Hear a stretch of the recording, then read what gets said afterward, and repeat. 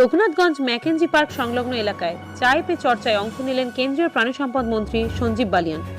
বুধবার সকালবেলায় বিজেপির সাংগঠনিক কর্মী ও যুব মোর্চার সদস্যদের সাথে চায়ের দোকানে চায় পে চর্চায় অংশগ্রহণ করে। এরপর জঙ্গিপুর পৌরসভার কয়েকটি ওয়ার্ডে গৃহ সংযোজন প্রকল্পে অংশগ্রহণ করার পর ডাকবাংলোর একটি অনুষ্ঠান বাড়িতে কর্মী বৈঠকে অংশগ্রহণ করেন। मुर्शिदाबाद जनपद में आज मेरा दूसरा दिन है।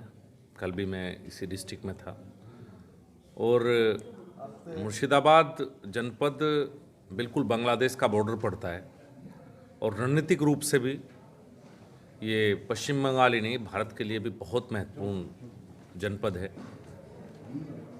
और यहाँ कार्यकर्ताओं का, चूँकि भारतीय जनता पार्टी पहले इतनी मजबूत नहीं थी, लेकिन जैसे तरह से कार्यकर्ता और आम जनता का उत्साह देखकर ऐसा लगता है कि जब मुर्शिदाबाद में ये हालात हैं तो बंगाल में भारतीय जनता पार्टी की सरकार बनने से शायद अब कोई नहीं रोक पाएगा।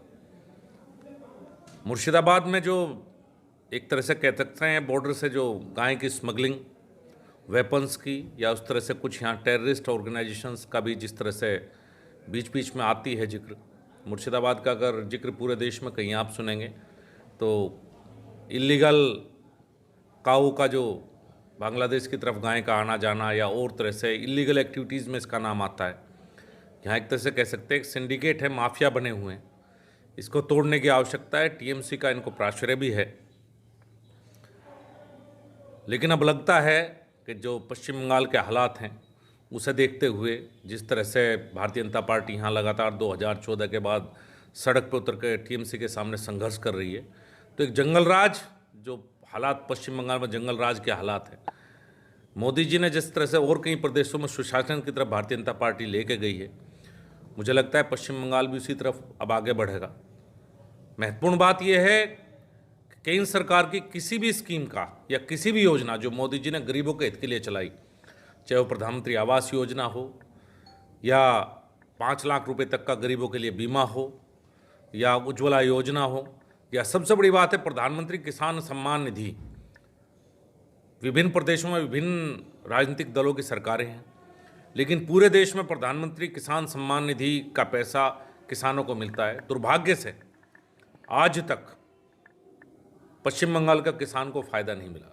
अगर पिछले 1.5 साल में देखें तो 8,500 करोड़ का नुकसान पश्चिम बंगाल के किसान को इसमें हुआ है।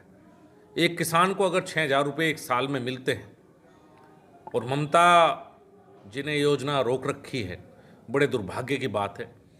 ये ममता जी के लिए दुर्भाग्य की बात नहीं है, पश्चिम बंगाल के किसानों के लिए बहुत बड़ा नुकसान है। जो ये केंद्र सरकार की जितनी भी योजनाएं हैं ये धरातल पर जब ही उतर सकती हैं जब पश्चिम बंगाल में भारतीय जनता पार्टी की सरकार होगी। अब पश्चिम बंगाल की जनता को निर्णय लेना है कि केंद्र सरकार की सभी योजनाएं जमीन पर आएँ, पश्चिम बंगाल में सुशासन हो, अच्छी सरकार हो, जंगल राज की जगह कानून का राज हो। जो गुंडागर्दी का माहौल है इसे पश्चिम बंगाल में समाप्त करना है। पश्चिम बंगाल की एक विरासत रही है, सांस्कृतिक और राजनीतिक बहुत विरासत रही है, और हमारे लिए भारतीय जनता पार्टी के लिए पश्चिम बंगाल का महत्व भी अलग है, क्योंकि हमारे संस्थापक श्यामा प्रसाद मुखर्जी, जिनने भाजपा के नींव की ईंट रहे हैं, जो कम से कम मैं समझता हूँ अगर पश्चिम बंगाल में भारतीय जनता पार्टी की सरकार बने तो सबसे बड़ी श्रद्धांजलि श्यामा प्रसाद मुखर्जी के लिए यही होगी कि इस प्रदेश में भाजपा की सरकार बने। और पश्चिम बंगाल जिसमें सामर्थ्य है कि पूरे देश के लीडिंग स्टेट में बनने का, आज वो दुर्भाग्य से देश के सबसे पिछड़े प्रदेशों में से एक है। हमारा यही मकसद है भारतीय जनता पार्टी का कि पश्चिम बंगाल में सरकार बनाने के बाद पश्चिम बंगाल जो शुरू के स्टेट्स हैं पूरे देश में, पश्चिम बंगाल का विकास हो और पश्चिम बंगाल बिल्कुल अग्रणी प्रदेशों की श्रेणी में आए। यही हम सबकी सोच है।